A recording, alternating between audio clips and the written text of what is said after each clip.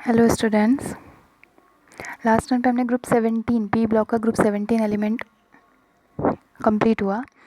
Next है अब group 18 element and this is also known as noble gases, जिनको हम ज़ीरो ग्रुप भी बोल सकते हैं, इसको नोबल गैसेस भी बोलते हैं। पीरियोडिक टेबल में जो लास्ट ग्रुप होता है उसे ग्रुप 18 ग्रुप कहते हैं और उनके सारे एलिमेंट ग्रुप 18 के एलिमेंट होते हैं। दिस ग्रुप कंटेन्स एलिमेंट, कौन कौन से इसमें एलिमेंट हैं? Helium He, neon Ne, argon Ar, krypton Kr, xenon Xe and radon Rn. It's also called zero group. इस ग्रुप को ग्रुप 18 को ज़ीरो ग्रुप भी बोला जाता है। They element do not have chemical reactivity. पहले बहुत समय पहले क्या होता, इनको इनर्ट गैस बोला जाता था। क्यों बोला जाता था इनर्ट गैस? कि do not have a chemical reactivity, क्योंकि ये किसी भी कंपाउंड के साथ या किसी भी एलिमेंट या सब्सटेंस के साथ केमिकल रिएक्टिविटी शो नहीं करते थे। वो सही भी था कि नहीं शो करते थे, बट कुछ टाइम बाद xenon and krypton can be prepared, can be reaction possible. ये जो एलिमेंट थे रिएक्शन शो करना, कुछ रिएक्शन शो कर देते, सारी नहीं कि बहुत ज़्यादा रिएक्टिव एलिमेंट होते हैं। These are not completely inert, इसीलिए इनको बोला गया कि ये कम्प्लीटली इनर्ट नहीं है। Consequently these are also called, उसके बाद से ही थोड़े टाइम बाद, noble gases which have some reactivity, कि वो नोबल गैसेज जो होती हैं कुछ रिएक्टिविटी शो करती हैं, इसीलिए इनको क्या बोला गया? Noble gas, not the inert gas. Inert gas से हटा करके इनका नाम नोबल गैस कर दिया गया। अकरेंस क्या है? Due to inert nature, nature इनका कैसा है? इनर्टनेस, तो इसलिए ये ऑलवेज फ्री स्टेट में अकर करती हैं।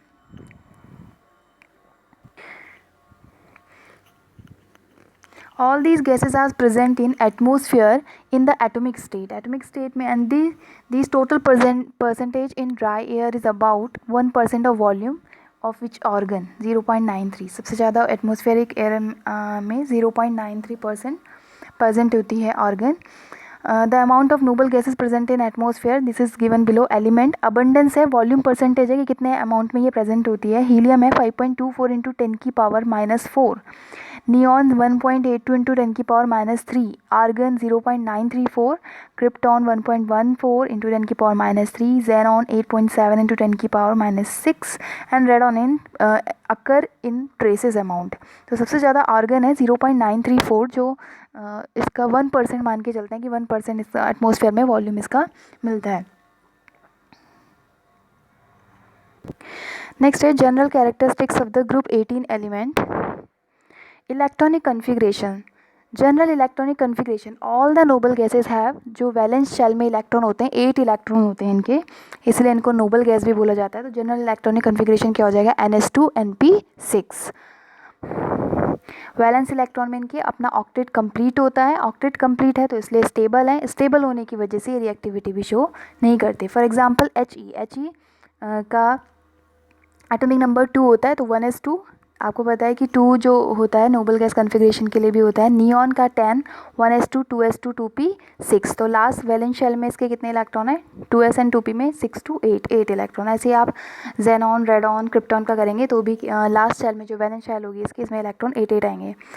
Next is atomic and physical property. First is existence, all the noble gas, आपको पता है ये इनर्ट इन नेचर होती हैं, स्टेबल होती है, इसीलिए ये मोनो एटॉमिक में एग्जिस्ट करती हैं। कलरलेस, कोई कलर नहीं होता, ऑर्डरलेस, कोई स्मेल नहीं होती, due to stable configuration. Stable configuration की वजह से ये मोनो एटॉमिक में एग्जिस्ट करती हैं। Next is atomic radii. In the case of noble gases, noble gases के केस में the atomic radii correspond to van der Waals radii.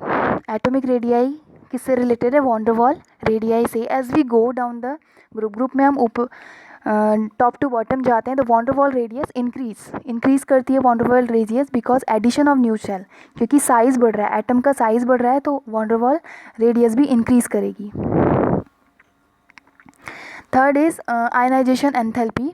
The ionisation enthalpy of the noble gases are very high, stable है, stable configuration है तो reactivity show नहीं करती, तो इसको break करने के लिए, इनके बॉन्ड को ब्रेक करने के लिए बहुत हाई एनर्जी की ज़रूरत पड़ती है, इसीलिए इनकी आयनाइजेशन एंथैल्पी भी बहुत ज़्यादा होती है। This is attributed to the stable completely filled. आपको पता है स्टेबल कन्फिग्रेशन क्या होता है? हाफ फिल्ड और फुल फिल्ड। तो हाफ फिल्ड और फुल फिल्ड कन्फिग्रेशन को ब्रेक करने के लिए बॉन्ड को, उसके लिए बहुत आयन में कन्वर्ट करने के लिए आयनाइजेशन एंथैल्पी ज़्यादा लगती है। The ionisation enthalpy decreases with increase in atomic number. आपको पता है ग्रुप में टॉप टू बॉटम जाने पर डिक्रीज करती है ionisation enthalpy because increase in atomic size. Atomic size increase करता है तो उसको आयन में कन्वर्ट करना, बॉन्ड लेंथ उनके बीच में ज़्यादा हो जाएगी बॉन्ड लेंथ, तो उसको ब्रेक करना इजीली हम ब्रेक कर सकते हैं कम एनर्जी देके। Next is electron gain enthalpy due to the stable NS2 NP6 electronic configuration. Stable configuration है तो noble gases atoms have no tendency, atom को की टेंडेंसी नहीं होती इलेक्ट्रॉन को एक्सेप्ट करने की। इलेक्ट्रॉन गेन एंथैल्पी क्या होती है? वो एंथैल्पी जो इलेक्ट्रॉन गेन करने के लिए लगती है। तो जब ये स्टेबल कन्फिग्रेशन है, स्टेबल कन्फिग्रेशन नहीं चाहेगा कि उसको एक एक्स्ट्रा इलेक्ट्रॉन उसमें आए। No tendency to accept additional electron, therefore their electron enthalpy are zero और have large positive value. Zero भी माना जाता है और large positive value. Next is melting and boiling point. Melting and boiling point of the noble gases are very low in comparison to those of the other substances of atomic and molecular masses. This indicate that the only weak van der Waals forces are present between. Reason क्या है इसका? क्योंकि इनके बीच में van der Waals forces of the noble gases, these are the weak forces in the liquid or in the solid state. These van der Waals forces increase with increase in the atomic size. Atom का size बढ़ेगा, top to bottom जाने पर atom का size बढ़ेगा तो van der Waals forces भी increase करेंगे and therefore the boiling point and melting point increase from helium to radon. Helium has the lowest boiling point, radon has the highest boiling point.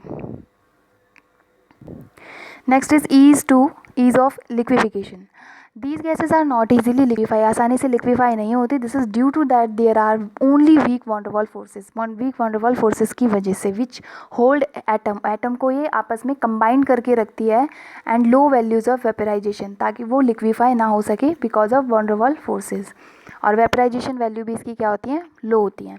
Seventh is solubility in water. These are only slightly soluble होती है in water में and solubility top to bottom जाने पर solubility increase करती है due to increase करता है dipole induce dipole interaction between water molecule, क्योंकि वाटर में डिजोल्व करेंगे तो वाटर मॉलिक्यूल और नोबल गैस मॉलिक्यूल एटम के बीच में dipole induce dipole interaction increase करता है, इसीलिए सॉल्युबिलिटी भी इंक्रीज करती है. Next is properties of noble gases. Physical property, all the noble gases are colorless, odorless and tasteless. कोई कलर नहीं होता और कोई स्मेल नहीं होती और टेस्ट भी नहीं होता. All the noble gases are monoatomic. आपको मैंने एग्जिस्टेंस में बताया था कि वो कैसे मोनोएटॉमिक में एग्जिस्ट करती हैं. They are sparingly soluble, highly soluble नहीं होती, sparingly soluble in the water due to increase in dipole induce dipole interaction between noble gases and the water molecule. Chemical properties in general noble, आपको बता दिया कि noble gas कैसी होती है, stable configuration होता है तो इसलिए केमिकल रिएक्टिविटी शो ही नहीं करती, are not very reactive. Their inertness to chemical reactivity following reason. कुछ रीज़न है जिनकी वजह से ये क्या रिएक्टिविटी शो क्यों नहीं करती. The noble gases have completely field उनके पास इलेक्ट्रॉनिक कन्फिग्रेशन है, 8 इलेक्ट्रॉन उनके वैलेंस शेल में हैं. Second is the noble gases have very high ionisation energy, और उनकी आयनाइजेशन एनर्जी भी बहुत ज़्यादा है जिसके लिए हमें ज़्यादा एनर्जी की ज़रूरत पड़ेगी उनको ब्रेक करने के लिए. The electron affinity of noble gases are almost zero. अभी आपको मैंने इलेक्ट्रॉन गेन एंथैल्पी बताया. Electron gain enthalpy also called the electron affinity of the noble gases are assume to be zero और the large positive value. Therefore they have neither tendency to gain, इसीलिए ना इनकी tendency gain करने की है electron को, ना ही loss करने की है. And do not enter into chemical combination, और ये केमिकल कॉम्बिनेशन में भी एंटर नहीं करती.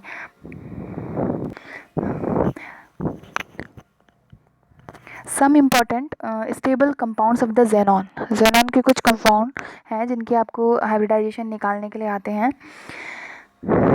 This is noble gas.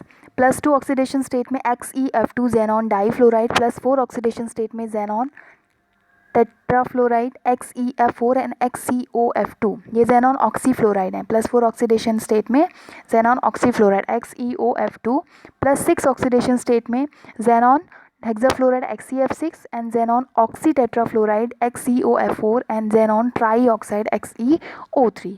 and ऐसी +8 oxidation state में only one amount will form XeO4 xenon tetraoxide. अभी कुछ कंपाउंड्स हैं जेनॉन के जिनका structure and preparation. First is xenon difluoride, ये जेनॉन का फ्लोराइड है. Xenon difluoride XeF2. The preparation is it is prepared by heating a mixture of xenon और fluorine के मिक्सचर को हीट करना है 2 और 1 के रेशियो में, 2:1 के रेशियो में in the nickel vessel and temperature about 673 kelvin and 1 bar atmospheric pressure, 1 bar pressure to give the XeF2 xenon difluoride. तो ये जेनॉन डाईफ्लोराइड की प्रिपरेशन है। Then the structure is hybridization निकालेंगे। इसका 8 होते हैं वैलेंस शेल में। Xenon is the noble gas, तो नोबल गैस के आउटर मोस्ट शेल में 8 इलेक्ट्रॉन होते हैं, तो 8, और fluorine is the mono atomic molecule 8+2/2 यानी कि 10/2 दैट इज़ 5। तो 5 के लिए हाइब्रिडाइजेशन होता है sp3d, बट इसमें बॉन्ड पेयर कितने हैं? फ्लोरीन के एटम है 2, तो बचे लोन पेयर कितने बचेंगे? 3। 5 - 2 इज़ द 3 लोन पेयर की it present at axial position, 3 lone pair axial position पर और 2 इक्वेटोरियल पोजीशन पर।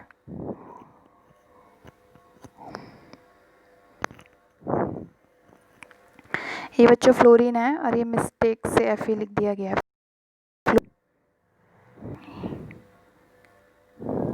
फ्लोरीन, 2 फ्लोरीन एक्सियल पोजीशन पर और 3 लोन पेयर,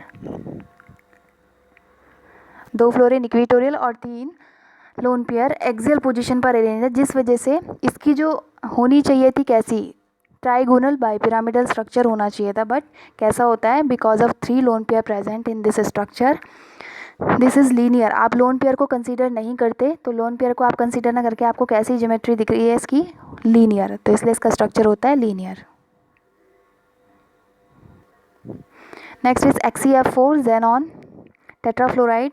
इसकी प्रिपरेशन 1:5 के रेशियो में जेनॉन और फ्लोराइड को हीट करते हैं at about temperature 873 kelvin and 6 to 7 bar pressure पर to form the XeF4 xenon tetrafluoride.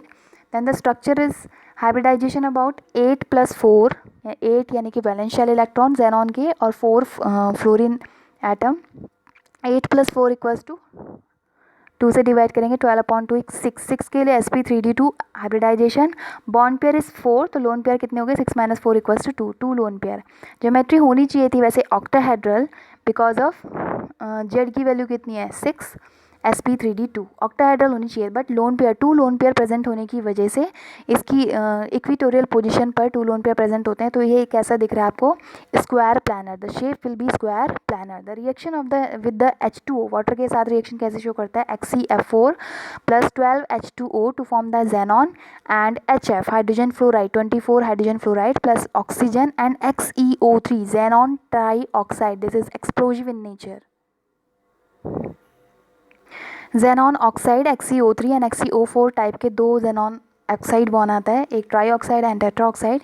First is xenon trioxide, this will be form XeF4 xenon tetrafluoride की जब वाटर के साथ उसको वाटर के साथ जब रिएक्शन कराते हैं तो फॉर्म होता है xenon trioxide XeO3 + 4 Xe xenon and 24 HF and 3 O2।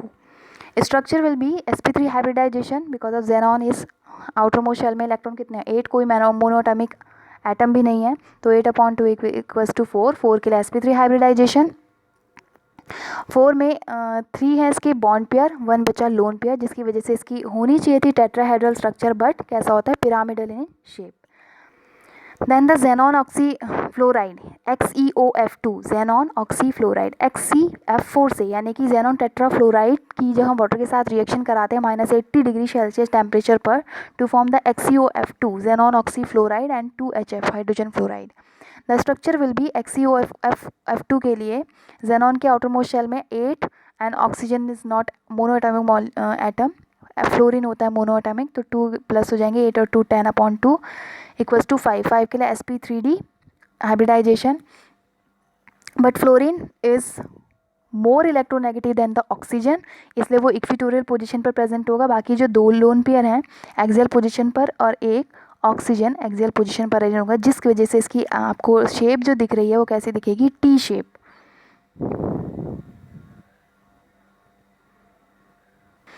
इसके जो अभी मैंने आपको टेबल दिखाई थी वो सारे स्ट्रक्चर भी बना सकते हो आप लोग, ताकि ये आपका चैप्टर पी ब्लॉक कंप्लीट हो चुका है। इसमें 15 group, 16 group, 17 group and 18 group, 4 group आपने 12th में पढ़े, बाकी इससे पहले कि जो 13-14 ग्रुप था वो आपने 11th में पढ़ा था। ये पी ब्लॉक कंप्लीट हो चुका है। Thank you.